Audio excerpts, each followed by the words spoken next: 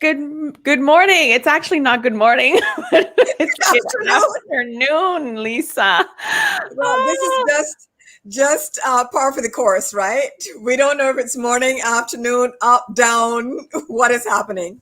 We just, Um, I yeah. think we need to start and just let the audience know what we just went through for 17 minutes. Oh my gosh, just like every possible live streaming issue, technical issue that could happen, happened. Location issues, platform issues, lighting issues, everything. And so normally, actually, Rochelle, normally your stuff is 100% on time. You start dead on time. And I hope I have not been your bad luck charm. But we are here. We are here now, right? We are. We're here now. And I think we need to take a sigh and a deep breath. because, Woo-sa. wow. Yeah, Yes, relax, relate, release, as I used to say absolutely. back in the day. Yes. It's interesting. I think it's part of, I know we're here today talking about how women of color and diverse backgrounds navigate race and gender in the workspace. And Mhm. I think part of us being Black women is being a perfectionist. Oh, did that come out just a little bit just now? And it didn't happen just for you, but I think it happened to me also yesterday. I did a live Yeah. and my lighting was completely off and I was livid the whole time. And I had to Yeah. go and we were in our uncomfortable zone. The guest and Right. I, she was saying, this is my first Instagram live. Oh. I shared it was my first Instagram live as well. Mhm. And I sat there looking at myself, looking yellow. Mhm. Yeah, And yeah, all, it's all the judgment voices surfaced. And I really yeah. wanted to crawl under a rock, to be really honest. Listen, I don't blame you because whether I mean, again, to be honest, image matters. Your image is part of your brand. The comment section can be a good or a horrible thing, and people can be very cruel.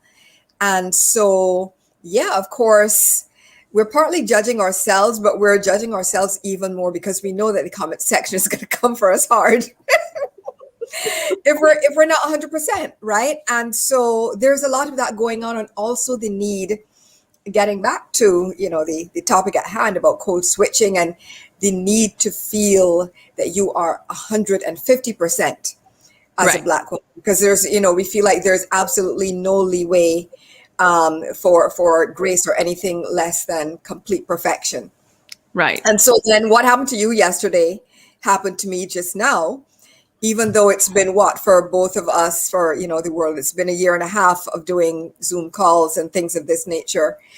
And I don't know what happened with your lighting yesterday and what happened with mine today, but everything that could go wrong went wrong. And I ended up looking an unfortunate shade of orange, I think.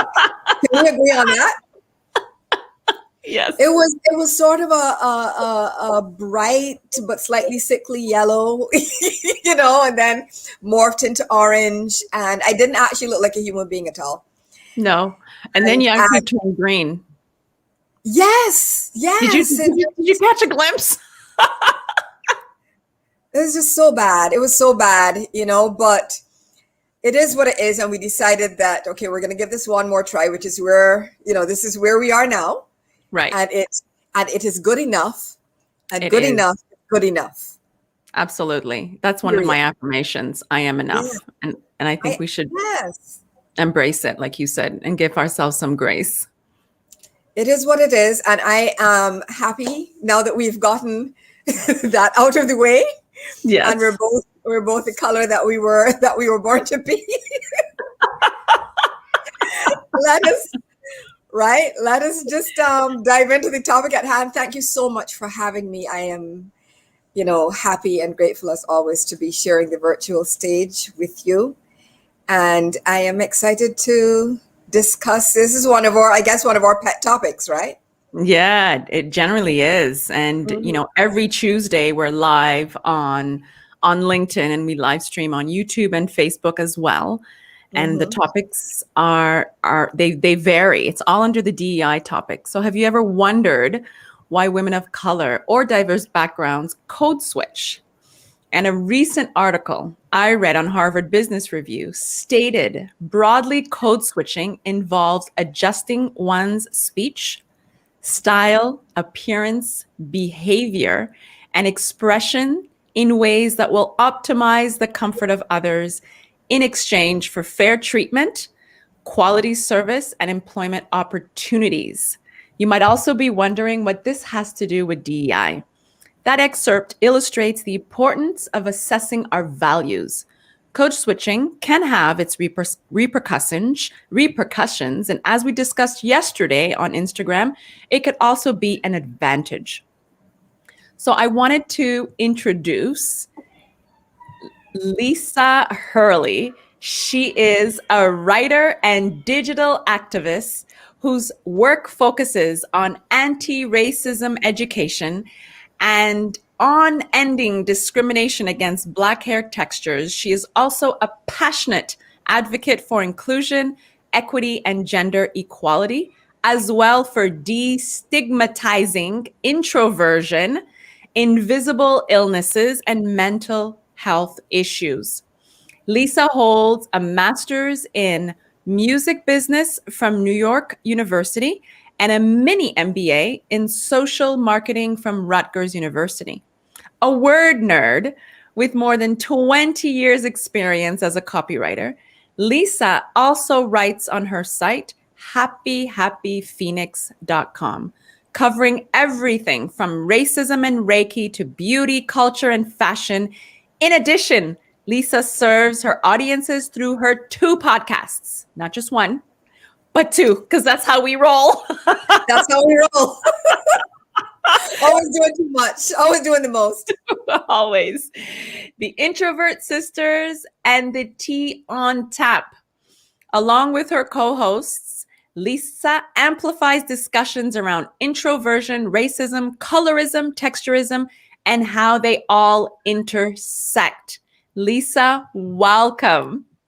Thank you. Thank you. Thank you. Thank you. Happy, so happy to be here and discuss this topic that, code switching is something that so many of us, BIPOC people deal with. And on one level in broad society, code switching is completely natural and normal and expected. You're expected to speak and behave differently if you are with your family versus if you're with professionals.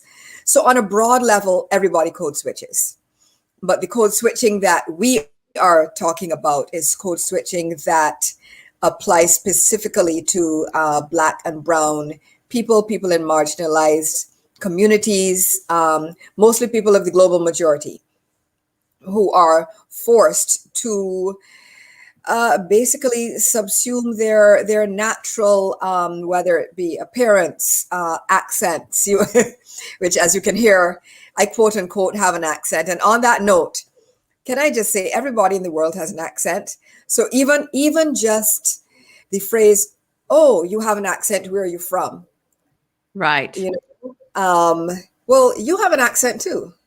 right. Where are you from? Because I always want to respond with that because the concept of accentlessness, there's no such thing as a human being without an accent. Everybody has one, Correct. right? So we can, let's just start there. Is that something that you've ever heard, or somebody's ever said to you, "Oh, you have an accent. Where are you from?" or anything similar? Yes, actually, the I know a lot of people pick up, and I personally don't hear it. I don't think any of us hear our accents, but people pick up that I'm Canadian by the way I say certain things. Mhm. And then what's interesting when I'm among my family, which are Haitian, and I'll say something in Creole, Mm. it's that's when I actually code switch and I Right. hear the accent change Mm-hmm. because when we speak in French among Haitians, it sounds different than a Canadian speaking French, a Guadeloupean speaking French, a person from Martinique or from France or from Belgium. So it Mm-hmm. changes. And I Yeah. find I toggle from one accent to the next depending on the environment that I'm in. Right. So back to the accents, yes, people do hear, oh, I hear you said something before that sounded, that made it sound like you were Canadian. Mm-hmm. Mm-hmm. So it's quite it's apparent, it's relevant, and it's part of who we are. Yes, but when as a marginalized person, when you're asked that question, and it usually, I don't know if you've experienced this. In fact, I'm sure you have. It's usually followed by, there's a follow-up question. You're asked, where are you from? And you say, because of course I know what they mean, but I'm like, oh, New Jersey, right? And That's then you get the, oh no, really, where are you from? No, I'm really from New Jersey. But then you relent and you tell them which island you're from. But it's the othering, because basically what that question is saying is, you are not like me, you are not from here, you are not one of us. right. And You you are don't sound foreign, like you me. are foreign, and you do not belong. That is what is underlying that question, right? I Right. see you, you do not belong, you are not in part of what I consider to be my accepted group. And so, hey there, stranger, where are you from? How do I position you in the hierarchy of people that I interact with? That's what's behind that question. And that's why it is so extremely toxic. Right. Absolutely. I agree. And it's there's so many layers that are involved in that question. And when we go back to code switching, we think, did we just switch? And Mm. are we switching in that moment, in that example that you gave, are we switching to be integrative or to be accepted so that they don't see us as the other? Yeah, well, I think, I mean, I don't need, I definitely know that, for example, when I go back home to Barbados, I gradually, by about like week 3, I think I'm sounding more Bajan than I do when I'm here. But when I'm here, I obviously I still sound Barbadian, but I don't think I sound uh, as Barbadian, if that makes sense, right? Right, right, Um, it is not a conscious thing. right, It just kind of happens and evolves, and I'm not sure if the less evident accent is a conscious effort on my part to, like you said, to integrate more, to fit in, or if it is just, I've been here for X number of years or decades at this point, and it just is what it is. Um, I think we all have like a telephone voice, right, right? So, right, we have our telephone voice, we have our office voice. I think it's just, in some ways, a natural part of it. But yeah, maybe there are times where there is an attempt to, what, I want to fit in, I want fewer questions, I don't want to have to go through this barrage of this inquisition, and so right. I'm going to minimize my accent as much as possible. I honestly, I would literally need probably like, an acting coach or a voice coach in order to eliminate my West Indian accent. They'd have to be, somebody had to be paying me big bucks. Hello, Hollywood, please call me. But somebody would have to be paying me big bucks in order for my accent to disappear completely. But there is definitely a sliding scale. What about yourself? Is it conscious and deliberate? Are you trying to fit in when you're in corporate situations? So what I find, that's an interesting question because I find when I'm in corporate, I speak the way now. I speak with the way I'm speaking with you is the way I would speak in corporate. Mm-hmm. But it definitely changes when I'm among my friends or my family, or if, I have English American friends, Haitian American friends, Trini American friends, Right. So I find it'll change depending on, on where I am. But I Mm-hmm. definitely see it being deliberate. Mm-hmm. Mm-hmm. So, I've spoken on the other shows before. Obviously, I'm I'm the host. Of course, I've spoken, but Once or twice you've spoken on your own show. and we've talked about this, and where it's I always felt it to be exhausting, Yes. and now I find it to be deliberate. So I'm not thinking about doing it. It just switches. It's like a lizard brain. And I Yeah. find it happens very often when I'm, with other Haitian friends. I'll Mm-hmm. speak in Creole, I'll say things, my body language changes, Oh, and completely. completely I feel I'm more my authentic self. You probably have a good point. I probably do it in corporate setting. I'm definitely shying away from being less and less authentic. I want to, bring my full self to the table on every table. But I definitely believe that, it's really tricky. It's actually really tricky because I It think is. I think of all the other guests who said, they bring their authentic selves and this is how they speak. And, you But know, here's the thing. Here's the thing, is that in in some ways,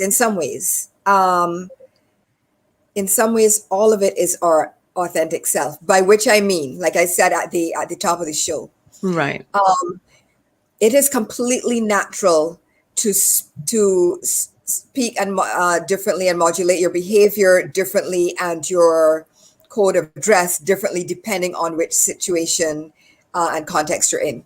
That is natural and appropriate, right? It happens in nature with chameleons or whatever. You literally, right? Chameleons right. literally change Change color. according. They change color, right? They code switch according to which environment they're in.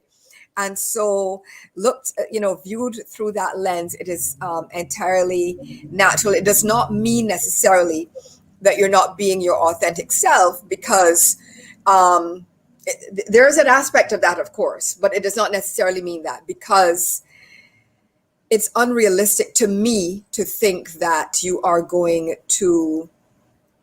I'm not going to speak to my sister the same way that I speak to my CEO. It's just not going to happen Correct.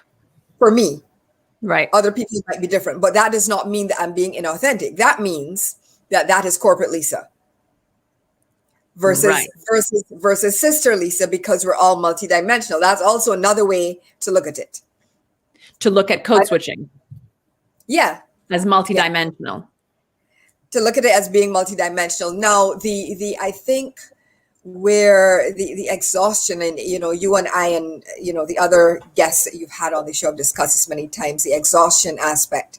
The exhaustion aspect is real.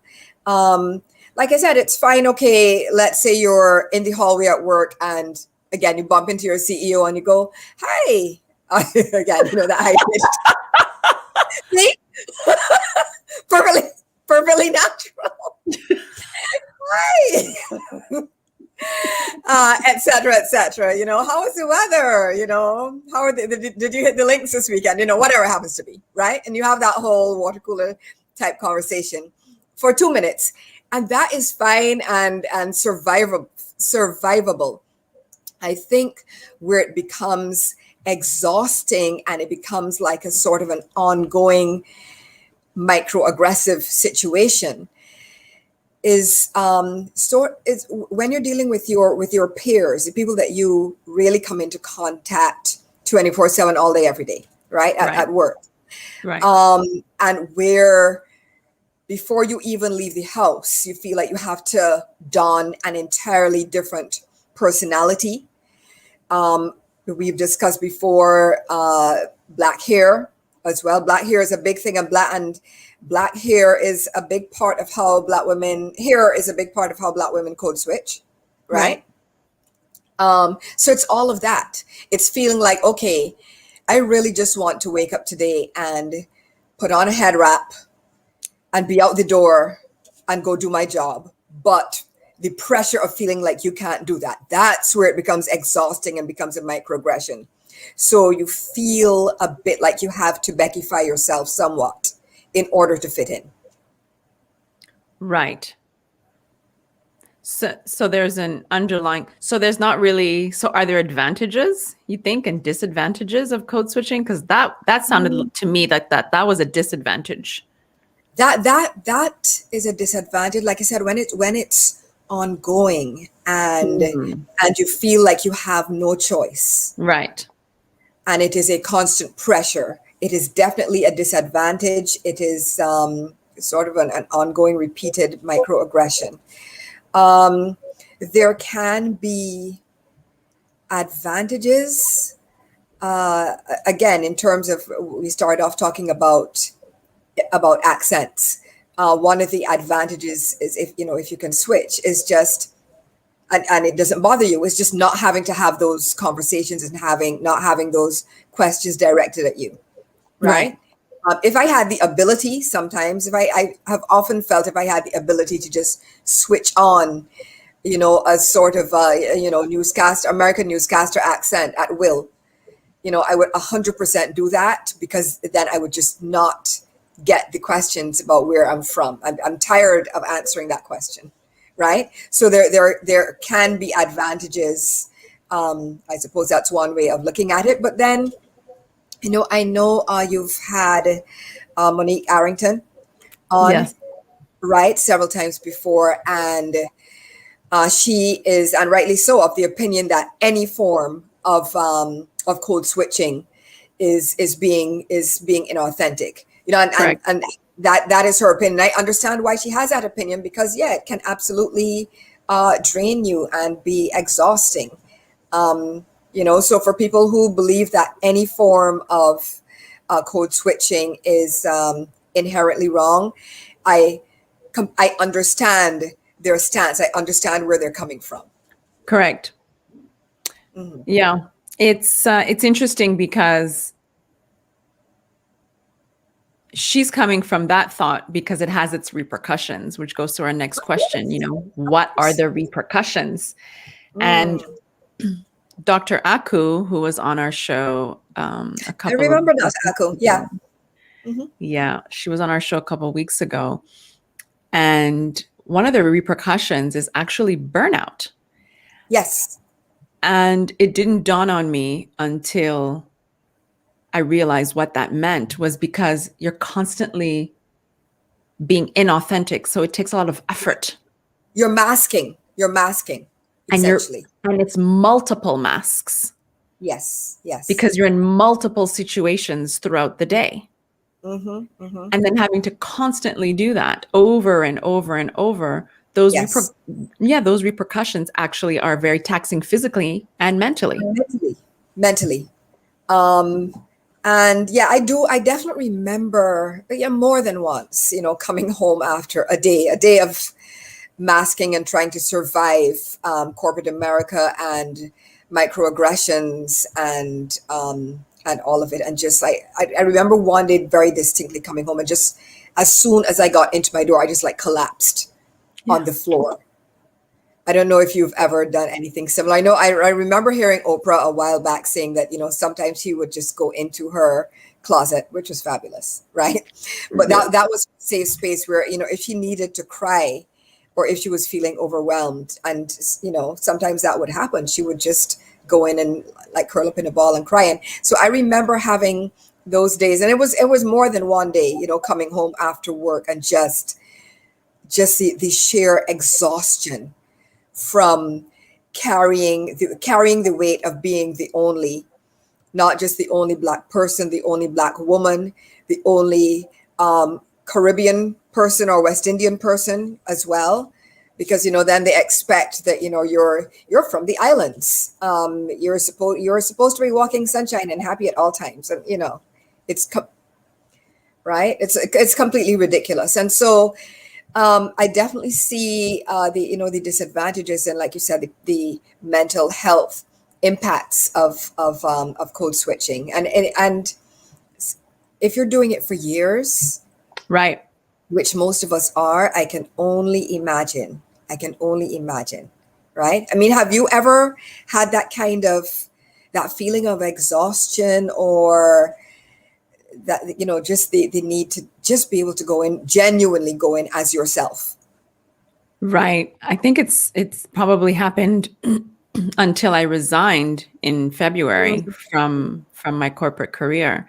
Right. I was teaching for 25 years, and there Wow. was always I taught for 25 years, and then in the interim I worked for a few top 500, actually top 100 Hmm. Fortune companies. Right. And I remember a friend of mine always used to say, I can't wait to get out of my monkey suit. Mm. And for her, it was unveiling that mask and then just being herself when she got home. Right. And I didn't understand it because I was doing it for so long. So you were like in almost like autopilot. I was in autopilot, and I was on autopilot, and then I was having burnouts Mm. consistently every year, same time every year. And then I would, regenerate in the summer and then start the whole Mm. thing again. The whole cycle would start again. But it was, I really believe, until George Floyd was murdered, that I think there was a level of awakening that happened not only for me, but for every single Black person on this nation. Amen. Yeah. And that's when I realized why I was exhausted, or the fact that I did code switch, that I was microaggressed, that I did suffer imposter syndrome. These were words I had never known had Right. existed. And I believe sincerely that he died to wake us up, Yes. to have Yes. this uprise Hmm. so that we can speak our truths, come out as our authentic selves. There Hmm. was another guest who said, Black Lives Matter. She's like, I didn't post Black Lives Matter on Instagram. She said, where were we for hundreds and hundreds centuries? We were Right. always here, you know. And Black Lives Matter is marketing. And I thought, oh, that's a Yes. very Yes. interesting way to see it, because now Black Lives Matter. They didn't matter 200, 300, 400 years ago, but now it matters. Hmm. So there was, like like we were saying, there was an awakening. And I I said no more. That's why we're talking about this now, and Hmm. we're talking about code switching, and I'm moving away from it more and more, because I'm Right. living more in my authentic self, more than Yeah. I've ever been. I would Ditto. have never Ditto. admitted, you're right. I would have never been able to be or have this show, or even consider actually having so many women of color, come with open arms, including you, to be on the show to talk about the real issues at hand. Hmm. If he hadn't, I still would have been in my little box. Yeah. Yeah. If he I hadn't mean, died, I'm saying. yes, no, I understand that. It's interesting that you mention him, George Floyd, because I actually was having the same conversation or a similar conversation with someone yesterday, and basically echoed what you just said, that it was the murder of George Floyd that sort of spurred me to say, okay, I can't do this anymore. Right. um, and I cannot be silent anymore. I think about me, that I am an introvert. So a lot of this, even this that we're doing right now, this is a stretch for me, right? Right. I always, my ideal place is sort of, very quiet, writing somewhere quietly, right?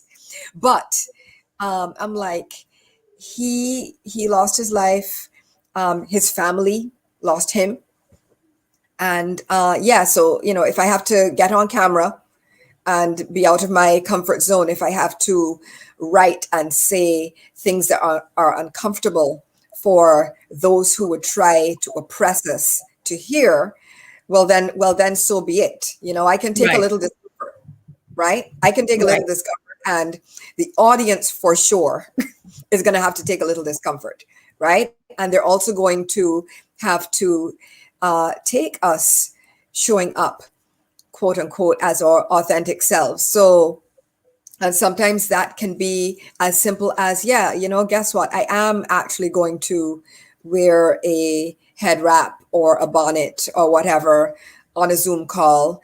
And I defy you, you, you, whoever you might be, I defy you to say a solitary word about it, right? I defy you, right? Amen. Please.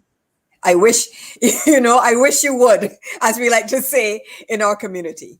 Please say something so then I get to educate you about why you are 100% wrong to say anything, and why also my head wrap is going to stay on, and why I'm going to wear, if I want to wear a t-shirt that says Black Lives Matter, that is also going to happen.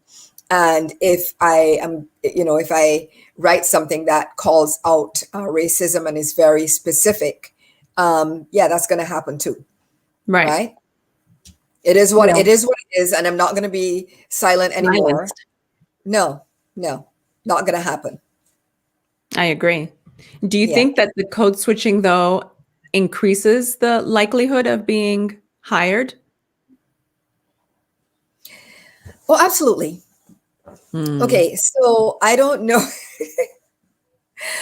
I don't know if you have, for women of color among us who switch their hair, for lack of a better term, right? Many of us have, interview hair, right? That's a good way to put it.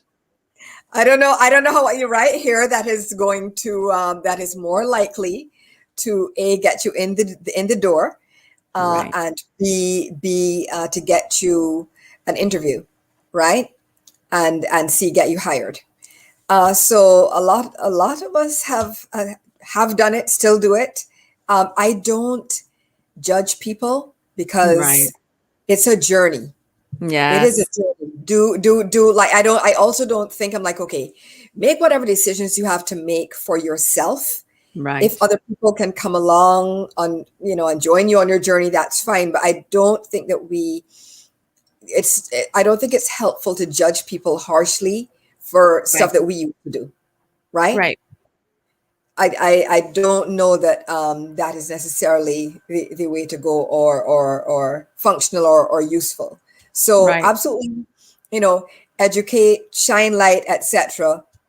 But I don't think it's fair to harshly to judge people, and women. Like sometimes, yeah, black man is, he might want to go to work in sweats, but he has to wear a suit, right? Right. Wearing a suit does not make him an Uncle Tom. It makes him, he has to provide for his family. And unfortunately, this is what he has to do. And so he does it and provides for his family. For example, right? That's just an example. Right. So you basically have to evaluate your workplace goals. You have to Right. evaluate your goals. You have to evaluate your goals, and you have to evaluate, evaluate your goals, evaluate also your finances. And maybe, Right. maybe that's all that, maybe that is actually where we start, because, have you noticed that a lot of multimillionaires and billionaires dress like, quote unquote, like they have no money? I don't know how else to put it, right? They're very humble. They're humble. Yeah. Some would say even shabbily dressed. Now we might call it shabbily dressed. I'm sure the t-shirts that they're wearing are $500 t-shirts, but nevertheless, right? They can show up in, a t-shirt and jeans and sneakers because they're commanding the room. It doesn't matter how they show up because they're the person with the deepest pockets, right? Correct. The power dynamic is in their favor. When the power Correct. dynamic is not in your favor, you are sometimes more forced to toe the corporate line, right? Right. If you have so the more financially free you are, that also has an impact on what you will and will not accept. Like, if you have 3-4 years of money saved up and you're like, okay, you know what, I'm going to quit and start my own business because I'm not dealing with this foolishness anymore. Fine, Right. go for it, right? But everybody is not in that position, and everybody can't be, and it's not at that, and it's not there, and that's okay. If and when they get there, and if and when they're able to, they will. Again, no judgment, because what are you going to do if your company says you have to wear a uniform, for example? Mm. You wear the uniform. Now, I do draw the line. However, I draw the line at barring food prep, where, okay, like, you do, for safety reasons, you might have to have your hair in a net, right? Right. Let's say, for example. So if you have locks, put your locks in a net, right? Right. I disagree completely, however, with companies forcing Black people to cut their locks off or Correct. remove their braids, or I think that is going a shade too far. And so in that kind of case, I'd be like, okay, well, um, I'm gonna have to. I'm not doing that. I'm not participating in that. And so here is your job back. Sayonara. Be blessed, and I am going to trust that the universe will provide me with an opportunity where I can be my authentic self Right. with my hair the way I want to wear it. And that's exactly the next question. It's more important. Is it more important for you to be your authentic self regardless of the work environment? Yes, and the thing is, like you said, post George Floyd, everything changed. That was It did. a seminal moment, like a switch flicked globally, Hmm. right? Hmm. And I think, the global majority collective Right. said, oh, no, no, no, no, no, this ends now. Right. And that's why so many of us are speaking out on stages large and small, and just doing everything we can to make permanent, lasting change. And Right. so, right? So part of it is, yeah, I'm not, there's certain things I'm just not doing anymore. Right. There are certain conversations I'm not entertaining, certain behaviors I'm not entertaining, Correct. microaggressions I'm not entertaining. I'm just not participating in that. I'm not receiving it, Right. right? And I have started. I know I speak up for myself more. Before, I used to keep everything inside, right? Because of course, I mean, who are you going to? You can't vent to the oppressor. The oppressor does, right? The oppressor does not care. Okay, The oppressor so doesn't understand. they do not understand, and they don't want to understand because they're in power. Those who are in power generally speaking, want to maintain and retain their power. They want to be at the top of the pyramid, so to speak, right? So why are they going to? They honestly, they don't care if the Black and brown people on their teams are earning less, doing more, never getting promoted. That is how it is designed, right? It is Mm. designed in their favor. So it is a waste of energy, or it used to be a waste of energy for me to Right. be like, why am I going to tell you anything? And I would try, and then eventually I realized, like, this is absolutely pointless. Right. Now, because my grounding is different now, Right. and there's certain internal decisions that I have made for myself, I have conversations from a perspective of, okay, here is what I've observed.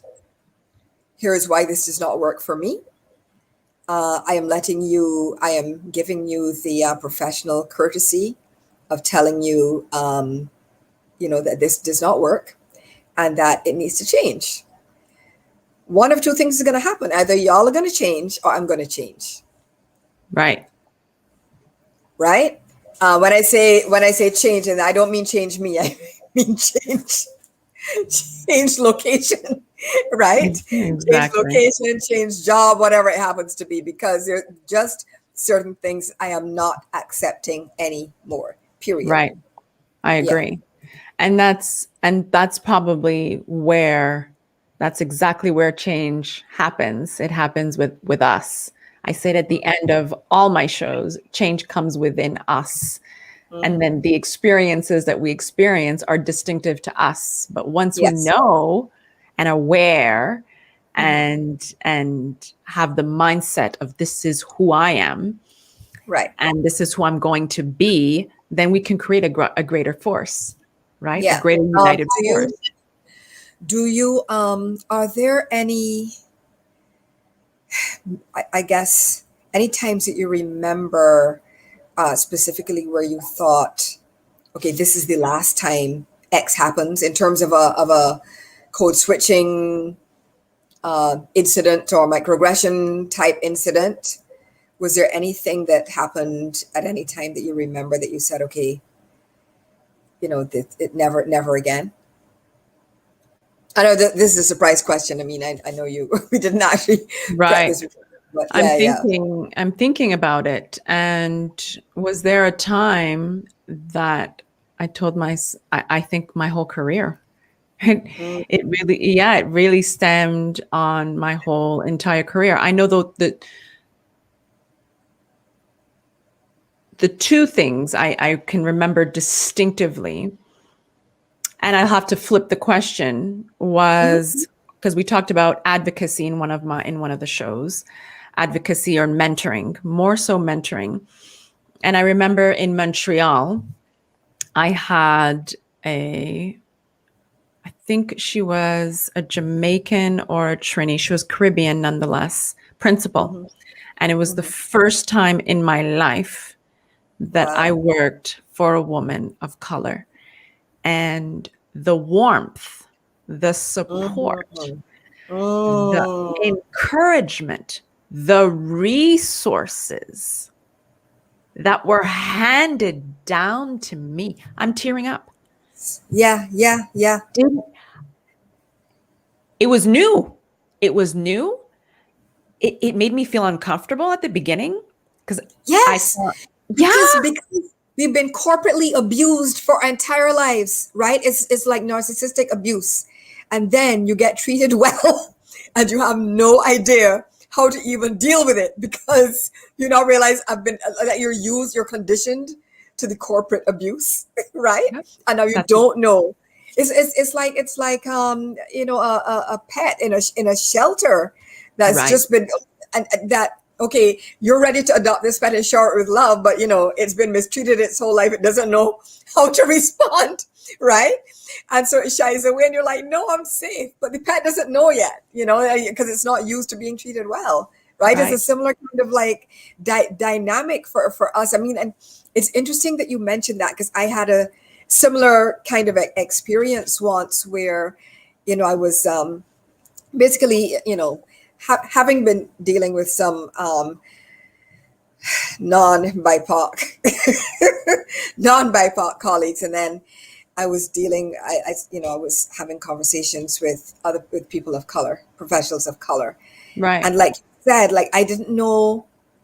I was like, is this what it's like? Like at first, I was like, why am I mm, feeling so weird? And I realized I'm mm, feeling weird because I'm being accepted, I'm being respected. My every decision is not being questioned. I'm being seen as equal. I'm being seen and treated as an expert and a true professional, as opposed to some kind of a mascot almost, right? And like you said, initially, you don't know how to respond. And I teared up as well. I remember that distinctly. I was like, oh my correct, gosh, I think this is what it's supposed to feel like. yeah, This is what it's Yeah. supposed to feel like. And to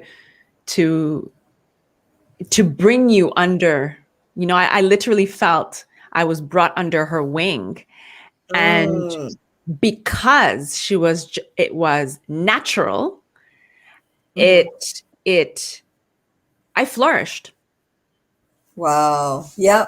I flourished. She Hmm. made all positions accessible to me. I Mm. was still, in university graduating. So she pulled a whole bunch of strings for me. There were Hmm. things that she was able to do within the system to say, Rochelle is teaching at this school. And, whoever is on maternity leave, mat leave, whatever leave that they're on, she's going to be the first person to be replacing that teacher because Right. she's a phenomenal teacher. So I had a seat at the table. Right. So And she was not only your mentor, she was your sponsor. Because yeah, I think that's what a lot of professionals of color miss out on is, mentorship is fine and useful and necessary right. in one respect, but having a mentor is very different than having a sponsor because you need a sponsor to advocate on your behalf, to um, whisper and speak your name in rooms and in contexts that you don't have access to at the time, and say, like you said, say no. Rochelle is the person that you need for this. Do you have XYZ project? Oh, give that to Rochelle. She's the perfect person. And even if let's say the person questions, oh, are you sure Rochelle is ready? Yeah, she's ready, but don't worry. If you have any hesitation, I'll definitely be, I'll oversee and sort of liaise closely with her and provide some oversight and guidance. You know, like who doesn't need that? But most professionals of color do not get it, right? Right. No matter how much you code switch, no matter Yeah. how much you straighten your hair and wear a suit and use your telephone voice, Right. um, and in some cases, no matter how much you bleach your skin, right? That's a whole other show. Yeah, okay. I just thought, I'm like, ooh, I feel like we have to have another discussion about that on its own, Yeah, right? it was two actually. You brought up one a couple of months ago on hair texturism, so we're working on that. Mm-hmm, And mm-hmm. skin, the Skin bleaching, colorism and skin bleaching. It's a colorism and whole, skin bleaching. whole nother thing, That's a but yeah, whole other thing. But yeah, right. But knowing that no matter how much you do that, you're still, honestly, you're still not accepted. You're still not no, quote unquote one. You're not one of them. You will never be one of them. no, And yeah, that's just how it is. And so, given that you are never truly accepted in those circles, I'm all for, create your own circles, right? your own Which is peer group.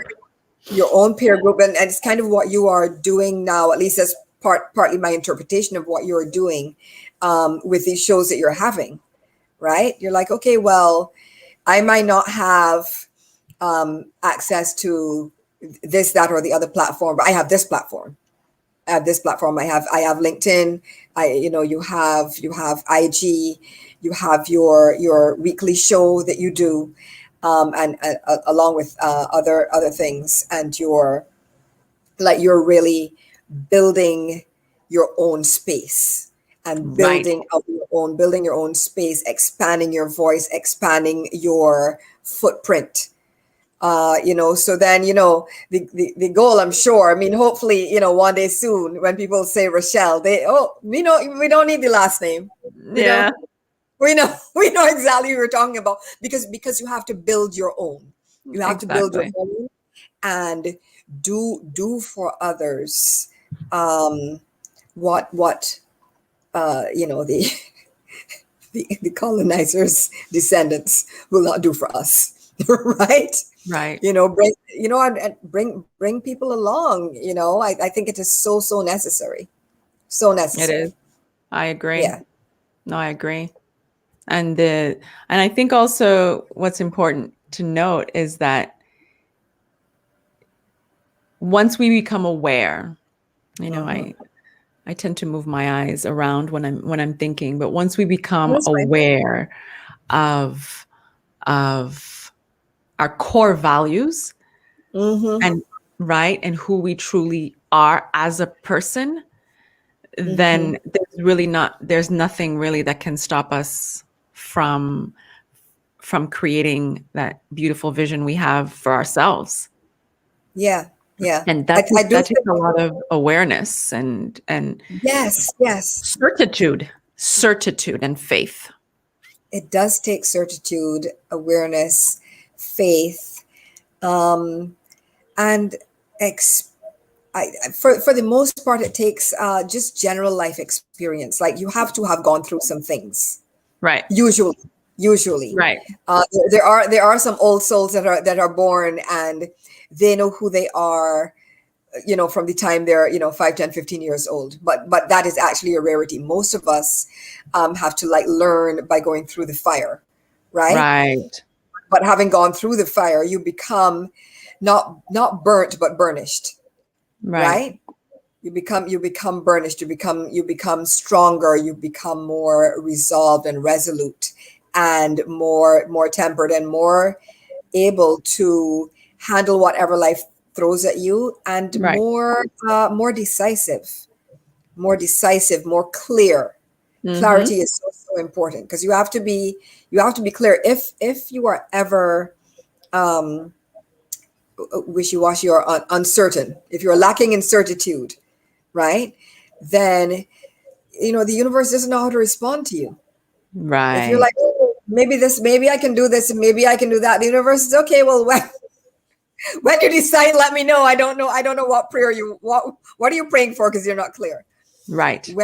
When you have certitude, then my experience has been that things flow to you in much more easily, in the Mm. manner that you need and would desire them to you. The people find you, you find people find Right. you, Right. doors start opening, um, You're platforms and aligned.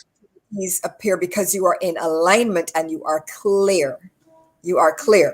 So it is the Absolutely. clarity is the clarity of your vision and the clarity of your decision that no, uh, I am not going to code switch, because this is who I am. And I know and I am clear that for my vision of myself and my future, uh, I can succeed and be of value to myself and the world exactly as I am. Exactly. And that's exactly it. Exactly as I am. Yeah, Mm-hmm. it's knowing what you value for yourself and your career Mm-hmm. and how and deciding if and how you are actually going to code switch. Yeah, yeah. And Right? if you want to code switch, have at it. But let it be. Like I said, some code switching is perfectly natural, and some might even say necessary, right? But let it be Right. conscious, let it be deliberate, and let it not be Intentional. a diminishment. Let it not be a diminishment of who you are, but Right. a strategic decision, if that's what you Right. decide to, if that's what you decide to do. And also, let it not be permanent. you know like what Right. when I say permanent, or should I say, let it not be ongoing, right? Let it not be Right. chronic. So Right. if you need to code switch temporarily, again, a telephone voice is one of my favorite examples, right? You have to make a phone call. You don't want them to necessarily know the race of who they're speaking to, and so you use your telephone voice, fine, right? That's 5 minutes out of your life. It is not a permanent thing. And so Right. that is a strategic decision that some people make. And to me, that's perfectly okay. Right. But it just should not be a, chronic situation. Absolutely. Yeah. So it's a decision that you need to make if it's going to be short term or long term Yep. Yep. and how it's going to affect you mentally, you know? Yeah. Yeah. And if you are, because again, if as we've said before, sometimes you have to remain in a situation temporarily until you get yourself settled, until you establish your base fully and firmly, because stepping out onto a shaky foundation is also stressful and bad for your mental health. So there's no upside in doing that.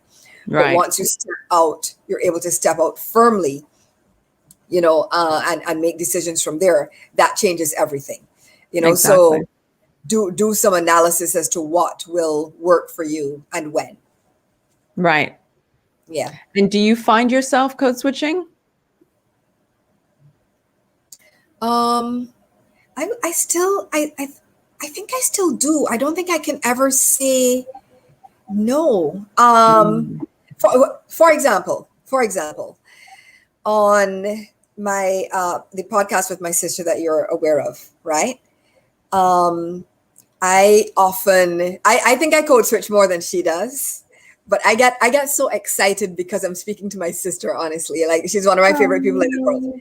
She's wonderful, right? And so, but she's one of the few people that I can speak, West Indian with. And Right. so I'll say Wagwan at the beginning, which cracks her up every time. Now, she will probably not initiate that. That is, I'll initiate it, but she will definitely respond in kind, right? And so code switching in that sense, absolutely. But that is a code switching that is comfortable, right? Right. That That brings doesn't take joy. effort. It does not take effort, No. right? It does not take effort. It's probably a stress Actually, release. it is a stress release. Like, yes, today I'm trying to think what. Oh, actually, my I don't remember, one of those delivery DoorDash. I don't remember which one. Whichever of those apps it was. Anyway, the delivery person came to the door. Turned out it was an African guy, right? And so, handed me my package, and then, fist bumped me at the end, and I was like, okay, here we go. Of I've course. never done that with somebody not from my culture, right? So is Right. that code switching? Absolutely. Is it delightful to my heart? Absolutely. So from Absolutely. that perspective, yes, probably I am going to code switch in those kinds of circumstances. Of course. Um, if I am on an interview, the likelihood is I will have, as far as is possible, my quote unquote professional voice, whatever that might be. I don't even know exactly what that is, but you know what I mean, right? Right. I will still have my accent, of course, but it will not be as pronounced as if I am in the middle of Talking to you. Bridgetown talking to one of my friends, right? So I will have my quote unquote professional voice for an interview, but the likelihood is now, how am I going to wear my hair? I'm like, well, Mm. you are going to get this afro, or you're going to get these curls, you're going to get these braids, or depending on what it is, you might get a head wrap. You might, depending. I don't know. It could happen, Right. right? Right. So that kind of thing, I am less inclined to code switch about. What about you? I think am I code switching now is the question? Right Hmm. now, right here, right now, or in general? In general. So you're Mm. do I code switch? Again, like I said earlier, less and less.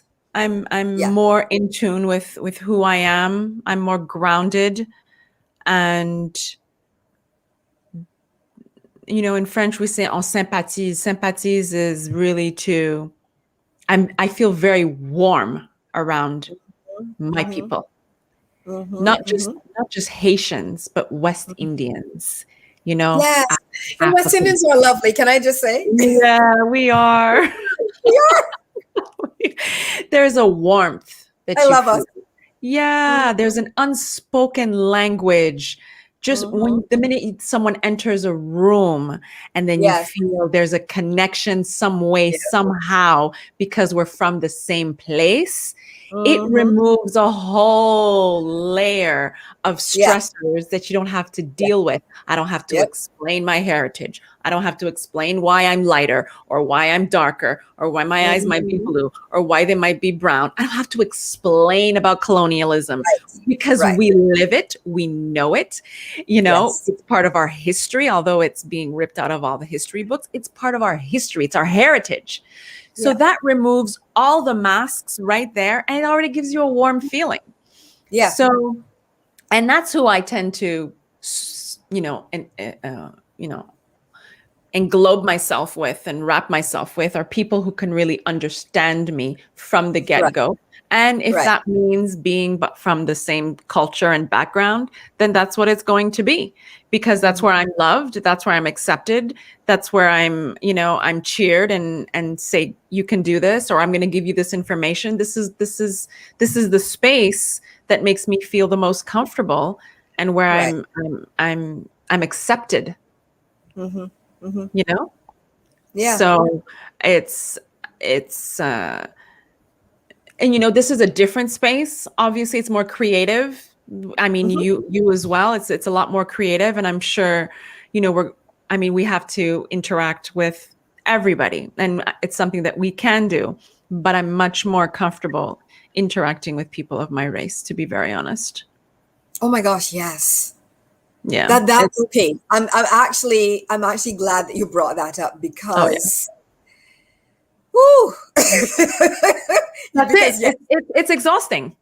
it is exhausting That's what because it is. you already there are certain rooms you walk into a room as the only, Yeah, and you feel that weight. You feel the weight of judgments and expectations, and this is whether or not they identify themselves as allies. Because right, sometimes the self-identified allies can be the worst of the bunch. But that's another topic for another time, right, right? absolutely. Right. Mm. And so you feel that weight and that pressure and being around. I remember once a few years back, my BFF lives in Atlanta, where I used to live as well. And so, I went and visited her, having, been in Jersey for years and, moved out from Atlanta. And so when I went back, I was like, oh my gosh. I went into the pharmacy. Everyone in the pharmacy was black. Like I had not seen a black Everybody in the pharmacy. pharmacy was black? Yeah. Girl.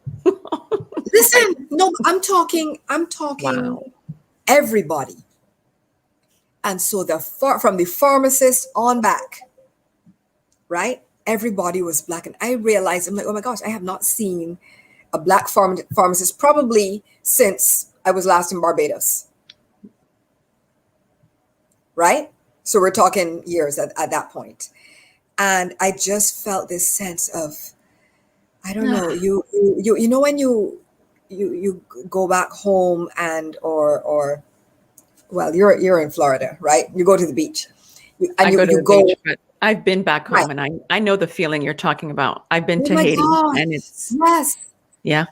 And then you go into the water and like, you just go right in, and you feel like all is well with the world. Everything is back in balance.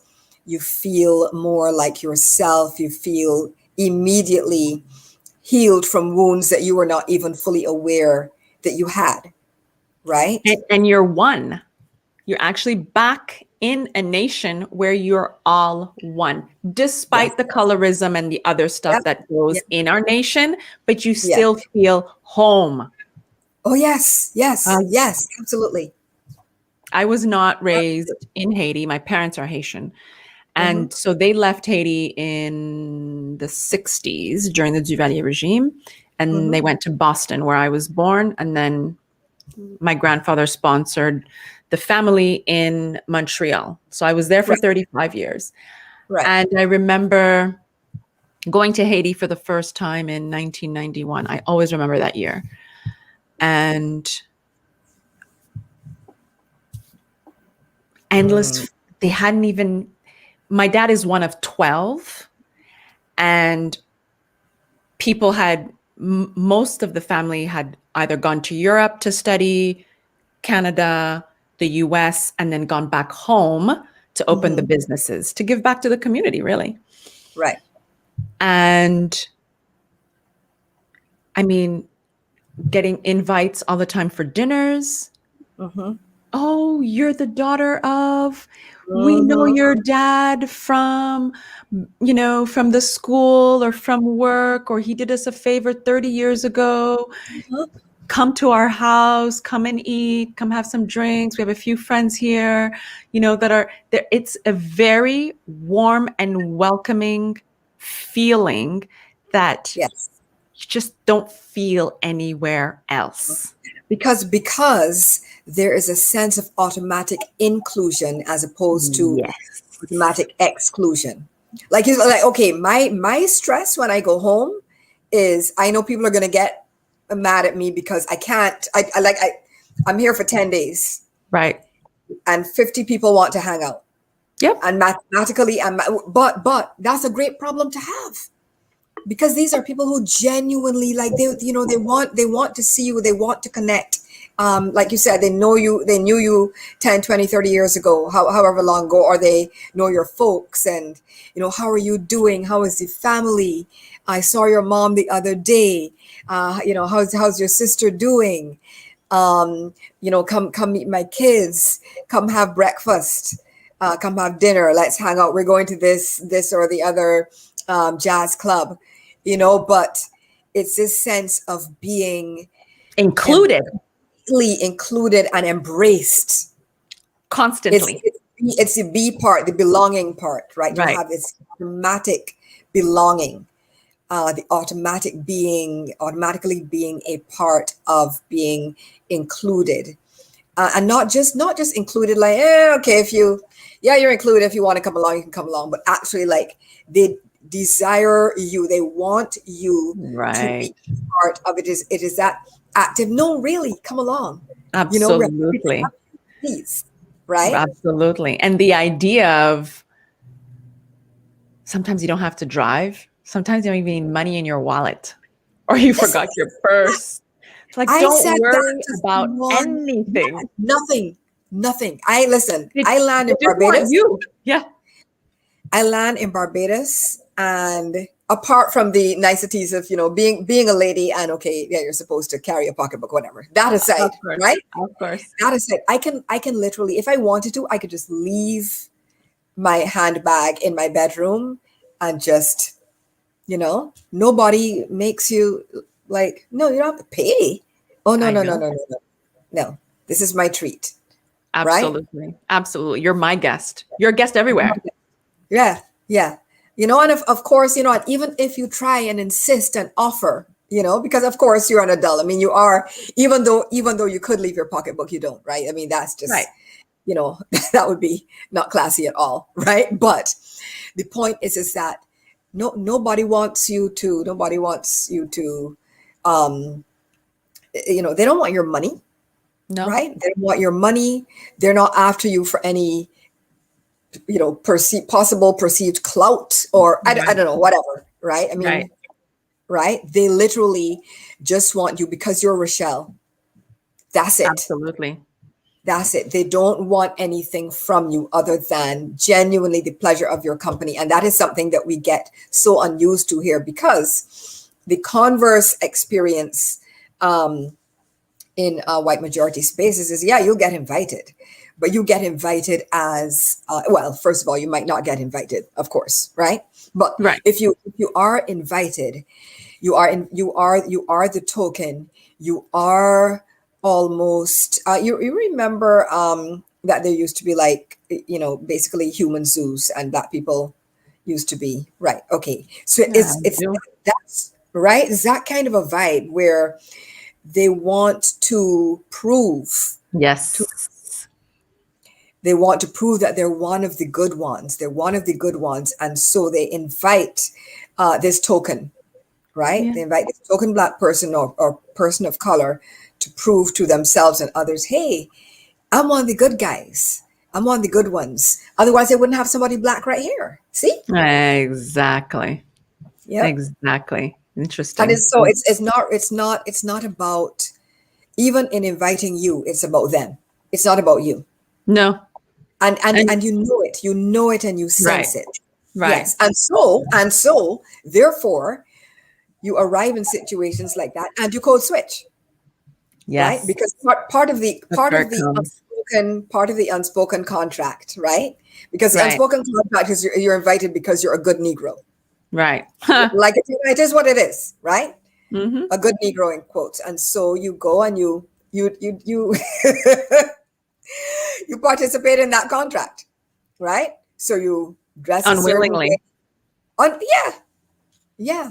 Because there can be repercussions if you choose not to participate. Right. You know what I mean? Code switching again, and that's why I say sometimes you have to code switching often is a survival tactic, Mm. right?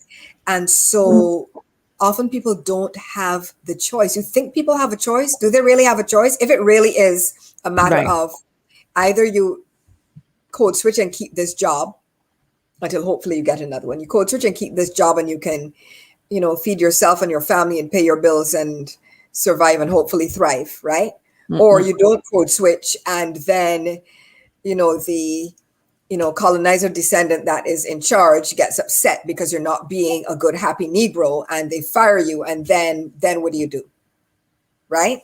And Right. so yeah, sometimes people do feel forced to participate in these situations and scenarios. They feel forced, like, okay, well, I don't actually. I know. I have been in situations where I don't. I do not want to attend this group, whatever it happens to be. I know that I'm going to be either the only Black person or one of the only, and with all the weight that that carries, and that I'm going to have to answer all questions about Black people, Black women, Black hair, Barbados, the Caribbean. Is it the Bahamas? Is it near the Bahamas? Is it Jamaica? No, it's not Jamaica. So I'm going to have that same conversation, over and over again. It's going to be Right. exhausting. But if I don't, guess what? That promotion is not coming. That project that you wanted to work on is not coming your way. None of that. Right. So, and you might be okay with that, but again, as you mentioned earlier, you have to have clarity, right? Right. If you're Absolutely. if you're okay with that, then don't go, don't attend. Right. But Absolutely. there are some people who, for survival reasons, are going to have to code switch. I hold no judgments. Do what you need to do for you. Absolutely. Protect your mental health Mm. as much as you can. Protect your energy as much as you can. Mm. But some people, yeah, are gonna have to code switch and participate because it's for survival. Absolutely. It's Yeah. interesting as we're closing, the DEI has such a broad umbrella. And, as, like I've shared with the audience at the beginning, you're a digital anti-racist writer and a Mhm. digital activist. And I think these are pretty, key telling times, not just for Mhm. now, but for the next however many years to Right. come, to be able to impart, history, which is very important, to call Mhm. out things, situations, to call it out and to call them out, Mhm. and to not be afraid to use that voice, so Yeah. as yeah so as a DEI inclusion advocate, it's so important to help, thought-provoking leaders and business owners to implement. It's imperative to implement DEI plans in the workplace. And Mhm. by tuning in today, when thought-provoking leaders and business owners realize that, this also helps productivity, right? It helps with people having different perspectives, different ideas, broader experiences. You're bringing all that to the table. And by tuning in like you did today, like everybody did today, it gives you more insight on your own experiences, like we discussed, Lisa, and it also allows room for self-reflection. So Mhm. my keynote is always when I try to limit my own bias as much as possible by interviewing only women whom I did not know and sticking to Mhm. the same set of questions for ongoing interviews. It's impossible to completely remove my own personal experience from this discussion. So without it, I would have not been able to undertake it in the first place. So the continual theme seems to surface that if true equality is to remain in the workplace, sooner or later we have to tackle the issues that are distinctive to us. Like we discussed, we have to tackle those issues.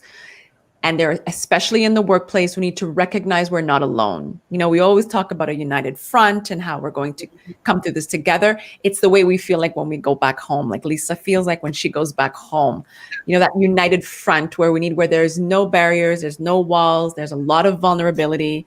And, you know, these transparent conversations need to be had. The dialogues need to be had. You'll have them with people around you trying to figure out how you feel about all of this. You know, ponder that change comes within us, like we discussed. How you resolve those questions will always be distinctive to you as women of color and people of diverse backgrounds. So express it, understand it, know it's happening in your community. And what is essential is that you answer the questions, you know, go through the process, reflect on how it affects you and how it affects the broader community at large. What is crucial is that you go through the process. And while enough of us can just do that, we continually, it's a reoccurring theme, continuously have a united front. Lisa, give yourself some grace. We're going to continue giving ourselves some grace. Likewise, likewise. And thank you so much. Oh, thank you. I have enjoyed this conversation. I enjoy them all. I enjoy your weekly shows. It's always thought provoking, and you've had some awesome guests, of course. So I tune in as frequently as I can.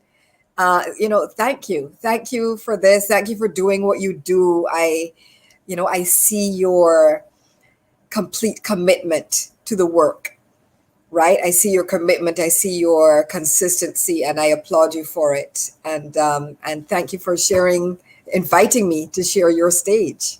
Oh, you're welcome. You're always welcome back. It has been another epic moment, and there's more to come.